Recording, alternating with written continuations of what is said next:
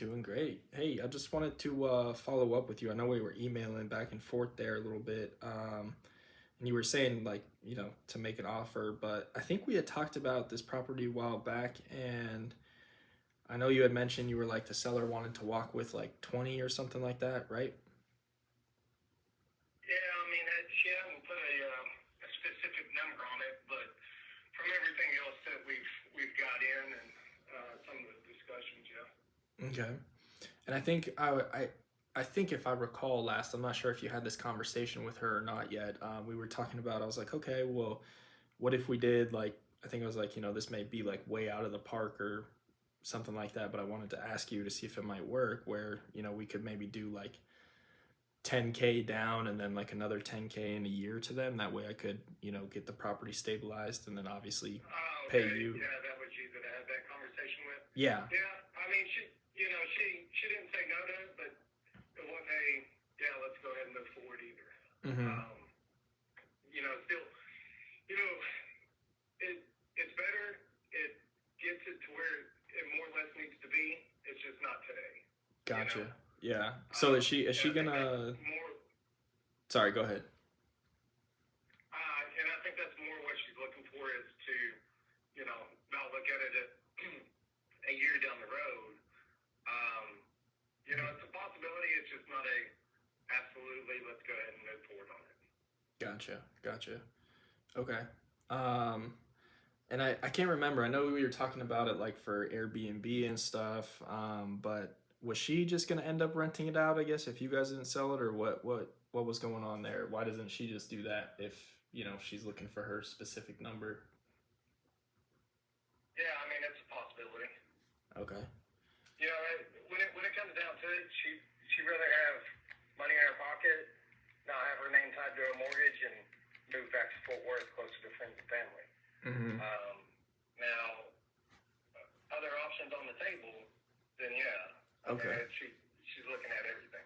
And in your email, I think maybe it was just she owes 351 on it, right? 351,000. No. Oh, never mind. No. Oh, that was just part of the principal payment. What is the balance? Okay, I see. The balance is 302. Probably now it's going to be around 300, 301 maybe. Okay. Gotcha. That makes more sense. I mean, yeah, and that's usually what I do is when these sub two people call or email, I send I know ultimately you'll have to look at what the sub two terms are, which mortgage is, what you could rent it for, right. And that way you can look the numbers. Yeah, I mean, I was just curious if she would do that, but I mean, so if I could get her the 20K and you the 5,000, I think that's what we had talked about of what it would like come out to or something like that. Then she would move forward with that. I mean, I can't speak for her and tell you that she would. I think it'd probably get off the seesaw a little bit of, hey, this is I'm walking away with 20 today, and on the sub two deal, rather than okay, I got 10 today, that'll get me moved and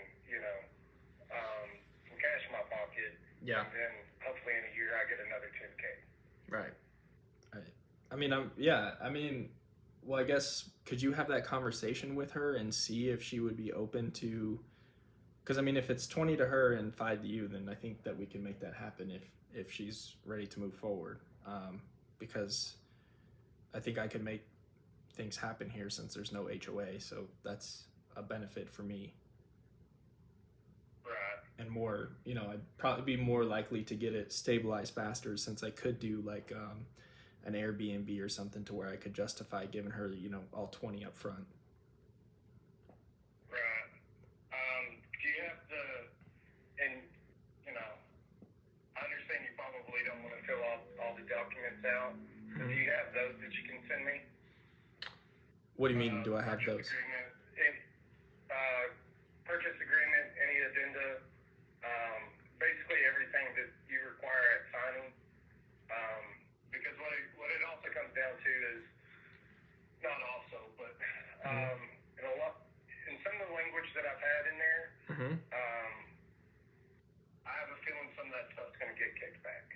Gotcha. And I guess, what have you come across so far that has been in there that she hasn't liked, or what is it that she doesn't like or want to see? I mean, I've come across everything on them. Uh, I mean, a lot of it is, signing a POA, insurance proceeds. Mm-hmm. And I understand that a lot of that's going to be pretty standard and, the way it probably should be done. Yep. But without, say for instance, somebody calls me up and, even another realtor, and they say, hey, we're going to offer 350, right? Yep. And will you accept? And you say, oh, absolutely. That sounds like a fantastic deal. Mm-hmm. Then they send in the contract, and it's 350. Seller pays this. Seller pays this. Seller pays this plus 10,000 in concessions. Mm.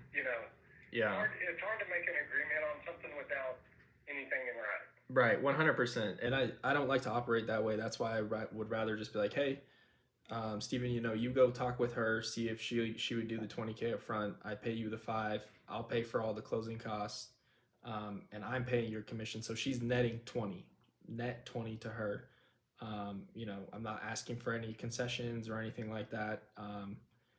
And then if that's agreeable, then I'll draft up the contract. But if she's like not even wanting to entertain it, or if she still wants to rent out the property, then I don't want to waste my time or yours by drafting up the contract when we're not even on the same page.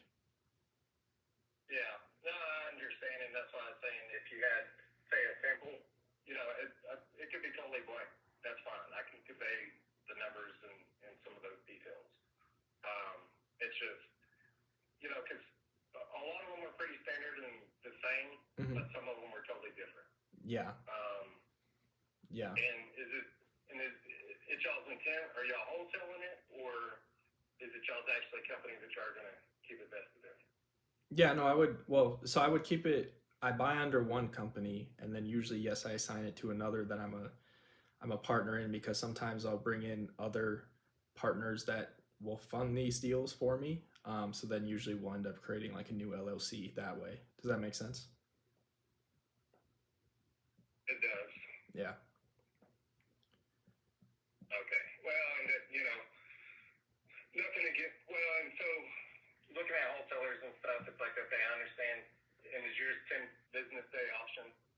So that's also part of my issue, right? Mm-hmm. So you send in a contract, and the contract has $100 earnest money. Yeah. And $0 for 10 business days, 2 weeks option period. Mm-hmm. Stuff like that. On any other real estate transaction, that doesn't fly.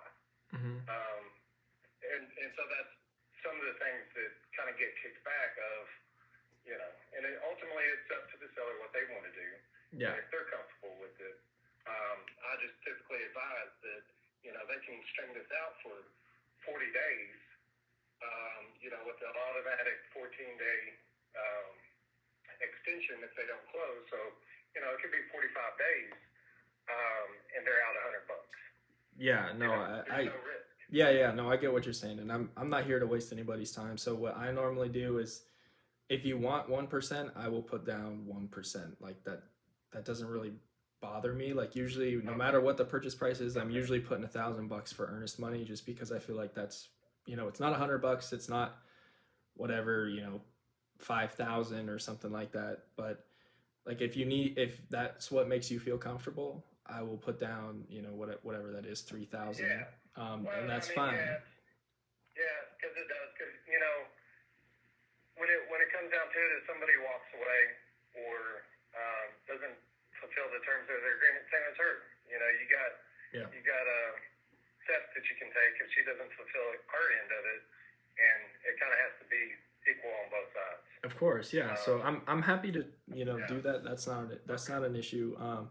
But yes, I would like a 10-day inspection, just because I live in Arizona. I mean, I buy a lot of properties in Texas, but in order for me to get boots on the ground and potential contractors out there to look at the property, it just sometimes takes a little bit longer, since I'm not physically there. Yeah.